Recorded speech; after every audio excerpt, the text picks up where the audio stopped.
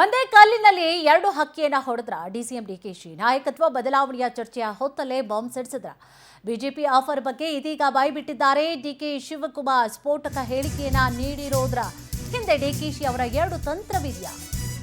ನಾಯಕತ್ವ ಬದಲಾವಣೆ ಚರ್ಚೆಯ ಹೊತ್ತಲೇ ಬಾಂಬ್ ಸಿಡಿಸಿದ್ರ ಹಾಗಿದ್ರೆ ಡಿಕೆಶಿ ಅವರು ಬಿಜೆಪಿ ಆಫರ್ ಬಗ್ಗೆ ಇದೀಗ ಯಾಕೆ ಬಾಯ್ಬಿಟ್ರು? ಹಾಗಿದ್ರೆ ಡಿಕೆ ಶಿವಕುಮಾರ್ ಅವರು ಸ್ಫೋಟಕ ಹೇಳಿಕೆಯನ್ನ ನೀಡ್ತಾ ಇದ್ದಾರಲ್ಲ, ಇದರ ಹಿಂದೆ ಡಿಕೆಶಿ ಅವರ ಎರಡು ತಂತ್ರ ಇದೆಯಾ? ಅಂದ್ರೆ ಪಕ್ಷ ನಿಷ್ಠೆಯ ಬಗ್ಗೆ ನಾನು ಎಷ್ಟು ಪಕ್ಷ ನಿಷ್ಠನಾಗಿದ್ದೇನೆ, ಕರೆದ್ರೂ ಹೋಗ್ಲಿಲ್ಲ ನಾನು ಅಂತ ಹೇಳಿ ಹೈಕಮಾಂಡ್ಗೆ ಸಂದೇಶವನ್ನ ರವಾನೆ ಮಾಡ್ಲಿಕ್ಕ, ಅಥವಾ ನಾನು ಜೈಲಿಗೆ ಹೋಗಿದ್ನಲ್ಲ ಅದು ಷಡ್ಯಂತ್ರದಿಂದ ಆಗಿರೋದು ಅಂತ ಹೇಳಿ ತೋರಿಸ್ಲಿಕ್ಕ?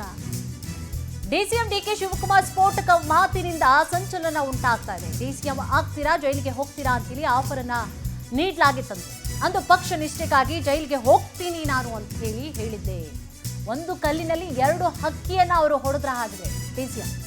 ನಾನು ಜೈಲಿಗೆ ಹೋಗಿದ್ದು ಷಡ್ಯಂತ್ರದಿಂದ ಅಂತ ತೋರಿಸುವಂತಹ ಉನ್ನಾರ್ವ. ಮುಂದೆ ನಾಯಕತ್ವ ವಿಚಾರ ಪ್ರಸ್ತಾಪವಾದ್ರೆ ನಾನು ಕೇಳಬಹುದು, ನಾನು ಜೈಲಿಗೆ ಹೋಗುವಂತಹ ಅಪರಾಧ ಮಾಡಿಲ್ಲ, ಇದು ಷಡ್ಯಂತ್ರ ಅಂತ ಹೇಳಿ ತೋರಿಸ್ಲಿಕ್ಕೆ ಈ ರೀತಿಯಾಗಿ ಹೇಳಿಕೆಯನ್ನ ಕೊಟ್ಟ ಅನ್ನುವಂತಹ ಪ್ರಶ್ನೆಗಳು ಈಗಾಗಲೇ ಉದ್ಭವ ಆಗ್ತಾ ಇದೆ. ನಮ್ಮ ಸ್ನೇಹಿತರು ಇಲ್ಲಿದ್ದಾರೆ, ಅವ್ರಿಗೆ ಗೊತ್ತು. ಓಡಿ ಬಂದೆ ಅಸೆಂಬ್ಲಿ ಇಲ್ಲಿ 10 ಜನ ಹೋಗಿ ಸ್ಪೀಕರ್ಗೆ ರೆಸಿಗ್ನೇಷನ್ ಕೊಡಕ್ ಹೋಗಿದ್ರು. ಬಂದೆ ನಾನು ಕನಕಪುರದಲ್ಲಿದ್ದಾಗ. ಬಂದು ಒಂದು 5-6 ಜನ ಶಾಸಕರನ್ನ ವಾಪಸ್ ಕರ್ಕೊಂಡು ಬಂದೆ ನನ್ನ ಕ್ವಾರ್ಟರ್ಸ್ಗೆ. ಕರ್ಕೊಂಡು ಬಂದಾಗ ನನಗೆ ಡೆಲ್ಲಿಯಿಂದ ಫೋನ್ ಬಂತು. ಬಿಜೆಪಿಯಿಂದ ಯಾರಿಂದ ಬಂತು ನಾ ಹೆಸರು ಹೇಳಕ್ ಬೇಡ. ಈಗ ನಾನು ಯಾರೊಬ್ಬ ಇನ್ಕಮ್ ಟ್ಯಾಕ್ಸ್ ಆಡಿಟರ್ ಕೈಲಿ ಫೋನ್ ಮಾಡಿ ಅವ್ರ ಫೋನಿಂದ ನನಗೆ ಮಾತಾಡ್ಸಿದ್ರು. ನನ್ನ ತಮ್ಮನೂ ನನ್ನ ಜೊತೆ ಇಲ್ಲಿದ್ದ. ಒಬ್ಬ DG ಇದ್ದ ಇಲ್ಲಿ, ಅವನು ಮಾತಾಡ್ದ. ಹೇಳ್ತಾ ಇದ್ದಾರೆ ಡೆಲ್ಲಿಯಿಂದ ಇನ್ನೊಂದು ಫೋನಲ್ಲಿದ್ದಾನೆ, ನೀವು ಡೆಪ್ಟಿ CM ಆಯ್ತೀರಾ ಇಲ್ಲ ಜೈಲಿಗೆ ಹೋಗ್ತೀರಾ, ಎರಡರೊಂದು ಆಯ್ಕೆ ಮಾಡಬೇಕು, ಅವ್ರನ್ನ ವಾಪಸ್ ಕಳಿಸಿರೋ ಅಂತೇಳಿ.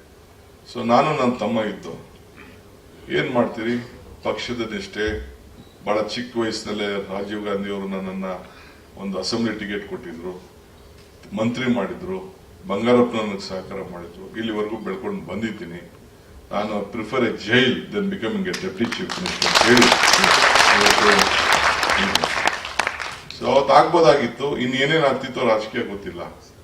ನಾನು ನಮ್ದಂತ ಪಕ್ಷದ ಕಾರ್ಯಕರ್ತರು ಸಿದ್ಧಾಂತ ಬೆಳೆದುವಂತ ಹಾದಿ ಇವೆಲ್ಲ ಕೂಡ ನೀವು ಹೇಳ್ದಂಗೆ ಜಾತ್ಯತೀತ ತತ್ವ ಇವನ್ನೆಲ್ಲ ಕೂಡ ಇವತ್ತು ಮಾಡ್ಕೊಂಡು ಬಂತು.